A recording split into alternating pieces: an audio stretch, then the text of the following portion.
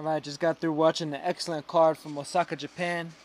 Main event was Kazuto Yoko versus Kevin Lara, but for this video I'm going to be talking about the fight that a lot of people, especially in the West, were looking forward to with regards to Shingo versus Johnathan Guzman for the IBF Super Bantamweight 122-pound World Championship.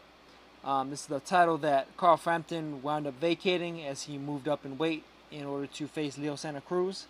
Shingo and Johnathan Guzman were the number 1 and number 2 fighters rated by the IBF for this belt. So they went in there, they got it in. Some of you guys may remember Shingo was slated to face Guillermo Rigondeaux a few years ago. What was that, about 2 years ago? After the Hisashi Amagasa fight, it was supposed to be part of a 2-fight deal in Japan. Didn't quite work out that way, but we finally managed to get a new sight of him against a hard-punching knockout artist by the name of Johnathan Guzman out the Dominican Republic.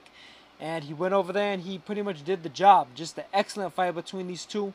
Shingo started out the first round pretty well, boxing pretty nicely. Guzman was looking to try and get in on the inside, bully him, rough him up a little bit. But it was pretty much an even first round for the most part. You could edge it either guy. Personally, I would have edged it to Guzman. Second round, however, Guzman managed to really ramp it up, start to land some clean, hard shots to the body and to the head. Shingo overall defensive stature, his height and reach advantage started to get taken away a little bit. And Guzman was, just landing some hard shots. Wound up dropping Wake twice in that second round. Finally, the third round comes around, drops him one more time in the third round. Wake is fighting back really, really well in both of these rounds, however. He's showing a lot of guts and a lot of heart to, just stay on his feet against a guy that's just coming at him, throwing bombs nonstop at him. Fourth round, he winds up getting dropped once and then finally gets dropped a second time, although the punch was landed after the bell.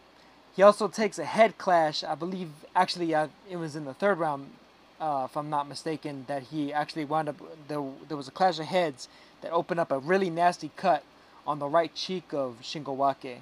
Johnathan Guzman was trying to take advantage of that too, and he managed to swell up the area directly around the cut, starting to close up Wake's eye going into later rounds.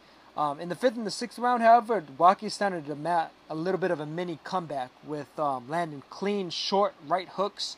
Guzman started to look like he was starting to get tired. He's a guy that's knocked all of his opponents out thus far. And basically, he's not used to going rounds. So it seemed like by the time this fight got to the middle rounds, he was starting to gas out a little bit. And Shingo took advantage of that by managing to kind of tee off on him at mid to long range.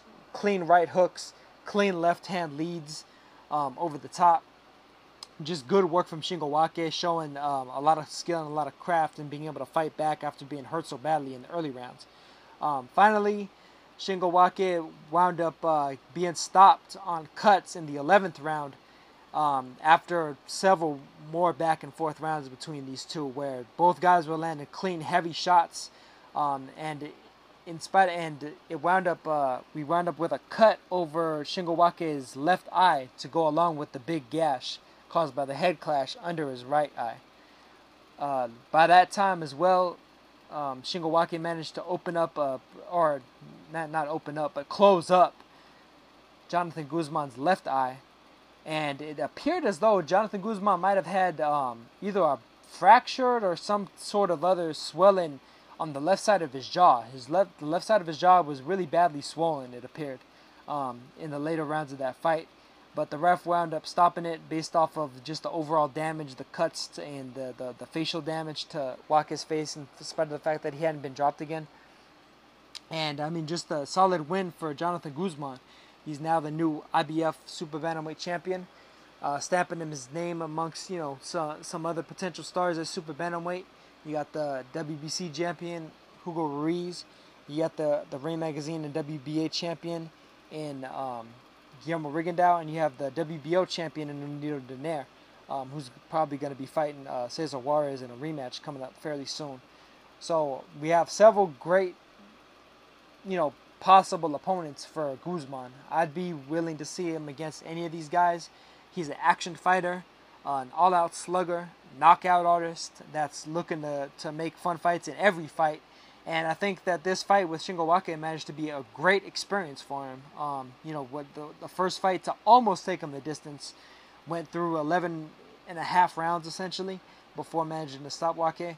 And Guzman did the job and managed to show the heart of a champion, the will of a strong fighter on the rise. And I mean, I think there's more to come from him. I think we're just getting started, scratching the surface of a tough young talent that's looking to make his name in this boxing game. So that's pretty much it for this one. As soon as I manage to figure out a link situation, I'll try and shoot that out to you guys in the comment section. But that's all for this one with this review, guys. All right, peace.